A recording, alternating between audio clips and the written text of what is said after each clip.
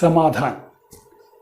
ഇനിയിപ്പോൾ മലയാളത്തിൽ നമ്മുടെ ഈ സമാധാനം എന്നുള്ള മീനിങ്ങിന് എന്താണ് ഹിന്ദിയിൽ ഉപയോഗിക്കുക?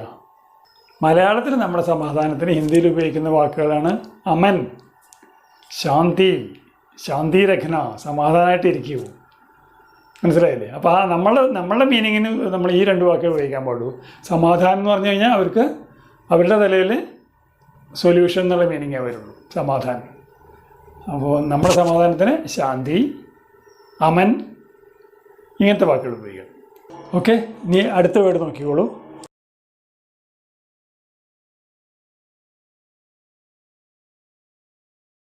കണ്ടില്ലേ?